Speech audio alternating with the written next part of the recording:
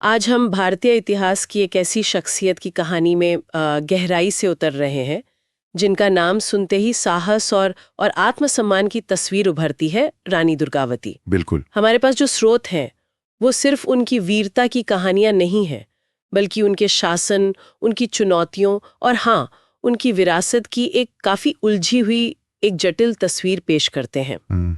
अक्सर हम उन्हें बस एक वीर योद्धा के तौर पर याद करते हैं ना। सही कहा। लेकिन आज हमारा इरादा थोड़ा और अंदर तक जाने का है। हम उनके नेतृत्व के वो पहलू समझना चाहेंगे जो शायद उतने सामने नहीं आते, जैसे उनकी प्रशासनिक सूझबूझ, उनकी न्यायप्रियता और वो कमाल का संतुलन जो उन्होंने शक्ति और करुणा के बीच बनाए रखा। सही कहा। तो चलिए इन स्रोतों के जरिए रानी दुर्गावती के जीवन और उनके समय को समझने की कोशिश करते हैं। शुरू करते हैं उनके शुरुआती जीवन से। 5 अक्टूबर 1524 को जन्म हुआ एक चंदेल राजपूत परिवार में। और स्रोत बताते हैं कि उनकी परवरिश थोड़ी अलग थी उस जमाने के हिसाब से। उन्हें बचपन से ही युद्ध कला, घुड़सवारी, तलवारबाजी ये सब सिखाया गया। लेकिन दिलचस्प बात यह है कि ये शिक्षा सिर्फ शस्त्रों तक ही सीमित नहीं थी। प्रशासनिक ज्ञान, धार्मिक ग्रंथ, यहाँ तक कि संगीत और कला, इन सब में भी उनकी रुचि और शिक्षा का जिक्र मिलता है। ये कितना असामान्य था उस दौर के लिए? ये बेहद असाधारण था। आप देखिए उस जमाने में खासकर राजपूत राजकुमारियों के लिए इस तरह की इतनी व्यापक शिक्षा जिसमें शस्त्र और शास्त्र दोनों शामिल हों, ये बहुत ही कम देखने को मिलता था। अच्छा। आमतौर पर जोर या तो घरेलू कामों की शिक्षा पर होता था या फिर थोड़ी बहुत धार्मिक शिक्षा पर। उनका युद्ध कला में इतना माहिर होना और साथ ही प्रशासन और कलाओं की समझ रखना, ये यकीनन उनके पिता की दूरदर्शिता को दिखाता है। और शायद दुर्गावती की अपनी भी एक असाधारण प्रतिभा और इच्छा शक्ति रही होगी। ये तैयारी मुझे लगता है महज एक संयोग नहीं थी, इसने उनके भविष्य के लिए एक बहुत मजबूत नींव रखी जब उन्हें अचानक अप्रत्याशित रूप से सत्ता संभालनी पड़ी। तो ये दिखाता है कि उन्हें सिर्फ एक रानी की तरह नहीं, बल्कि शायद एक शासक के तौर पर भी तैयार किया जा रहा था। और ये तैयारी सिर्फ औपचारिक नहीं थी। स्रोत इस बात पर भी जोर देते हैं कि घुड़सवारी और शिकार में वो बचपन से ही काफी निपुण थी। हाँ, बिल्कुल। ये कोई ऐसी चीज नहीं थी जो उन्होंने बाद में सीखी हो, बल्कि उनके व्यक्तित्व का एक हिस्सा थी। सही। शायद इसी सहज प्रतिभा ने बाद में उन्हें युद्ध के मैदान में इतना असरदार बनाया होगा। हो सकता है, बिल्कुल। लेकिन खैर, जीवन सिर्फ तैयारी का नाम तो नहीं होता, चुनौतियां भी आती हैं। हाँ, वो तो है। और रानी दुर्गावती के जीवन में तो वो काफी बड़ी थी। पहले तो उनका विवाह खंडवा के गौंड शासक दलपत शाह से हुआ, जो अपने आप में अलग अलग संस्कृतियों का एक महत्वपूर्ण संगम था।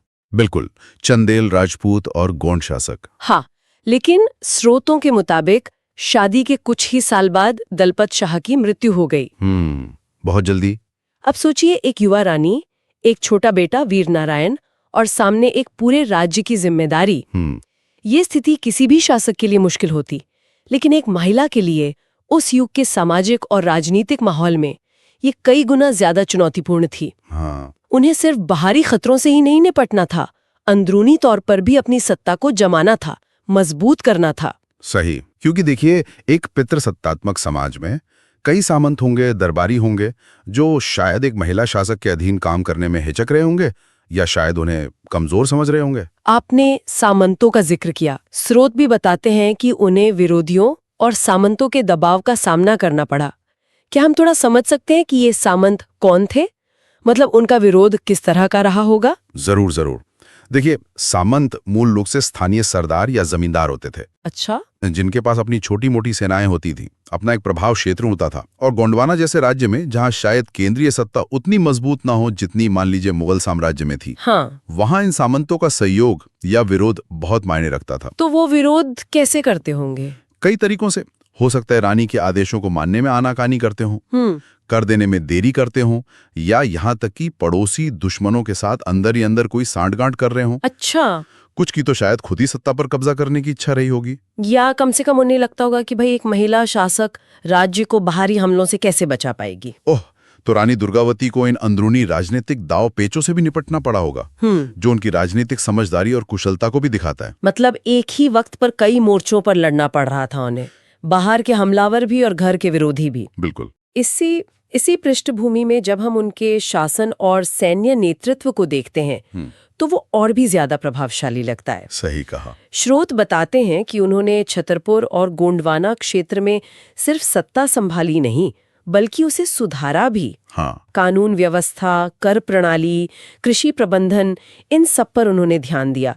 तो मतलब वो सिर्फ तलवार चलाने वाली रानी नहीं थी, बिल्कुल, उन्हें राज्य चलाना भी आता था। बिल्कुल सही।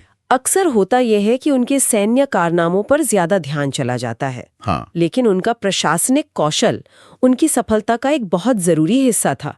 देखिए, एक स्थिर और खुशहाल राज्य ही एक मजबूत सेना का आधार बन सकता है ना। सही। स्रोतों में जिक्र मिलता है कि उन्होंने कृषि को बढ़ावा दिया, सिंचाई के लिए तालाब बनवाए। अच्छा, तालाब भी बनवाए? हाँ, कई तालाबों का जिक्र आता है।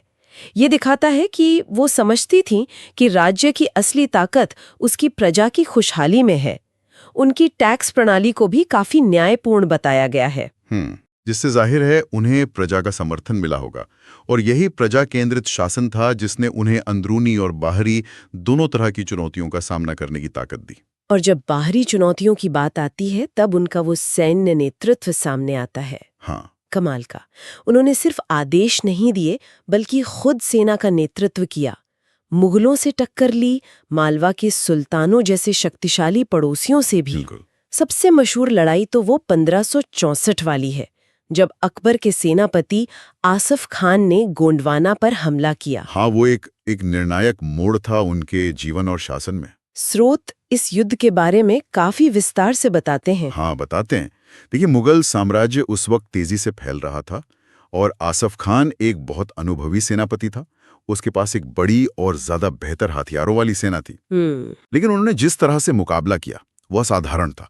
स्रोतों में जिक्र है कि शुरुआती हमलों को उन्होंने काफी कामयाबी से पीछे धकेला। अच्छा। और युद्ध के रणनीति का भी प्रदर्शन किया, जैसे रात में अचानक हमला करना या पहाड़ों के संकरे दर्रों का फायदा उठाना। और सबसे ज्यादा जो बात प्रभावित करती है और जिसका जिक्र स्रोत बार बार करते हैं, वो है उनका खुद हाथी या घोड़े पर सवार होकर युद्ध भूमि में उतरना। हाँ, ये सिर्फ एक सिंबॉलिक चीज तो नहीं रही होगी, है ना? नहीं, बिल्कुल नहीं।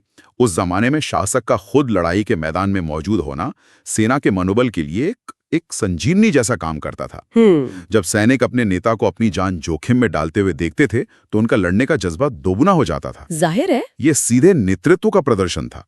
वो सिर्फ हुक्म देने वाली रानी नहीं थी, वो अपने सैनिकों के साथ कंधे से कंधा मिलाकर लड़ने वाली योद्धा थी। वाह। और इससे शायद रणनीति को भी जमीनी हकीकत के हिसाब से फौरन बदलने में मदद मिलती होगी। हाँ। वो लड़ाई की कमान सीधे अपने हाथ में रखती थी। ये उनकी बेमिसाल हिम्मत और अपने राज्य के प्रति उनके गहरे समर्पण को दिखाता है।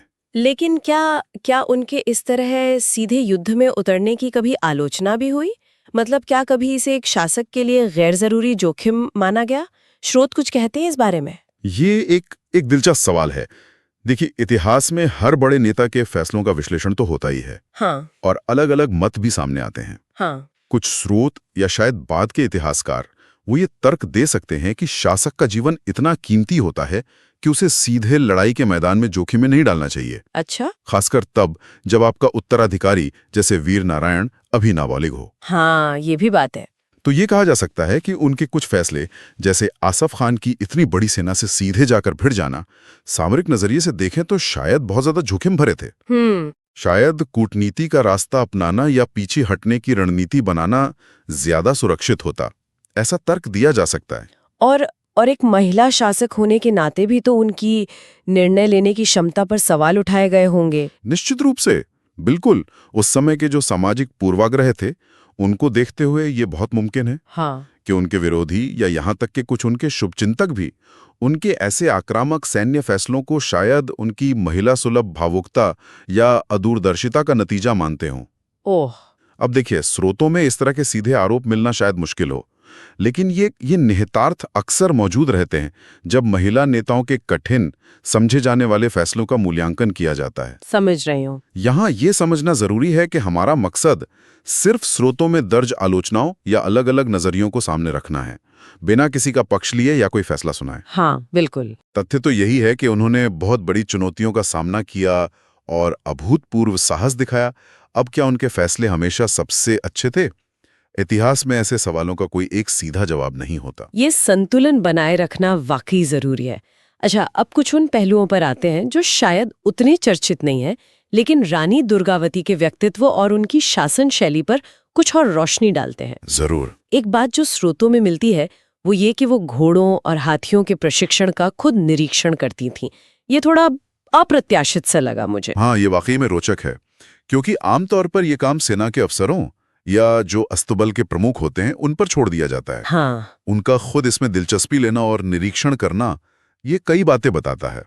पहला तो ये उनके हैंड्स ऑन नेतृत्व के तरीके को दिखाता है। अच्छा। मतलब वो हर छोटी बड़ी चीज पर ध्यान देती थी, खासकर जो राज्य की सुरक्षा से जुड़ी हो। दूसरा ये दिखाता है कि वो सैन्य साजो सामान, जिसमें पशुधन उस जमाने में एक बहुत महत्वपूर्ण हिस्सा था, उसकी गुणवत्ता और तैयारी को कितना ज्यादा महत्व देती थी। सही। और हो सकता है ये उनका जानवरों के प्रति एक स्वाभाविक लगाव भी दिखाता हो, जैसा कि उनके शिकार कौशल से भी पता चलता है।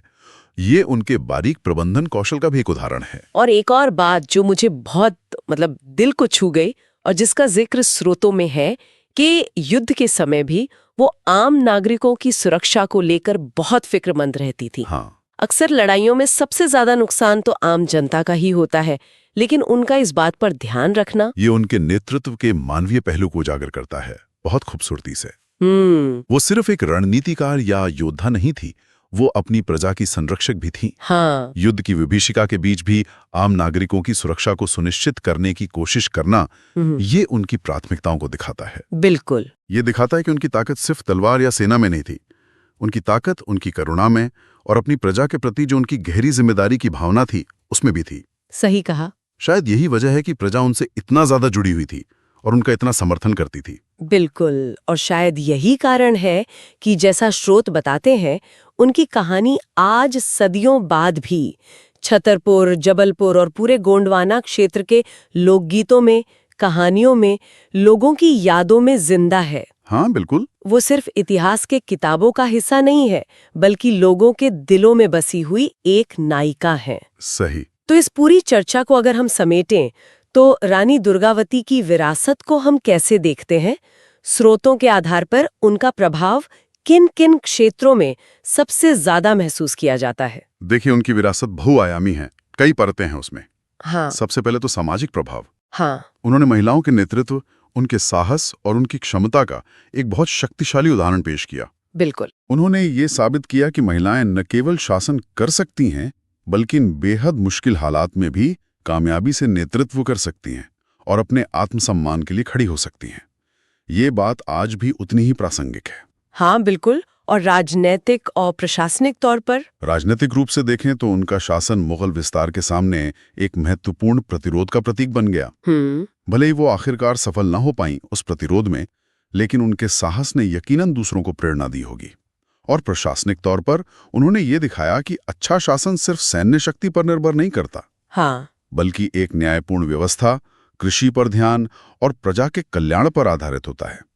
उनके द्वारा जो स्थिरता और न्याय की भावना स्थापित की गई, उसने गोंडवानों को एक पहचान दी। सही। उनका असर सिर्फ लड़ाइयों तक सीमित नहीं था, समाज की बनावट पर, लोगों के जीवन पर भी पड़ा, जैसा कि उनके बनवाए तालाब आज भी गवाही देते हैं। और सांस्कृतिक प्रभाव तो खैर स्पष्ट ही है, जैसा हमने लोक कथाओं और गीतों का जिक्र किया। हाँ। उनकी याद लोगों के मन में बहुत गहराई तक समाई हुई है। निश्चित रूप से उनकी कहानी पीढ़ी दर पीढ़ी सुनाई जाती है, जो वीरता, बलिदान और अपनी मिट्टी के प्रति प्रेम का संदेश देती है।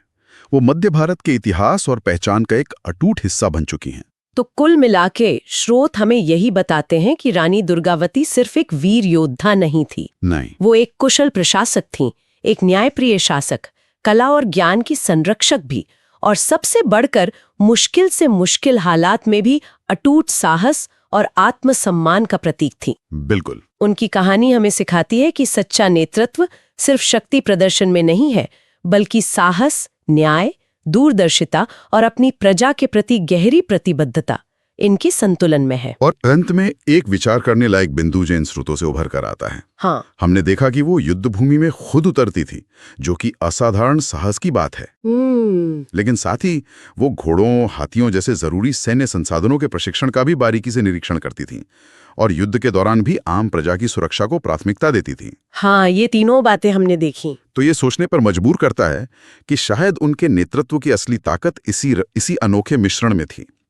मैदान में उतरने का व्यक्तिगत साहस, राज्यों के संसाधनों का इतना सूक्ष्म प्रबंधन और अपनी प्रजा के लिए इतनी गहरी चिंता। अच्छा, क्या ये सिर्फ अलग-अलग गुण थे या यही संतुलन उनकी प्रभावशीलता का असली राज था? हाँ, ये सोचने वाली बात है। एक शासक के रूप में उनकी सफलता को समझने के लिए शायद हमें उनके इन सभी पहलुओं को एक साथ रखकर देखने की जरूरत है। एक ऐसा नजरिया जो अक्सर उनकी वीरता की कहानियों में थोड़ा पीछे रह जाता है।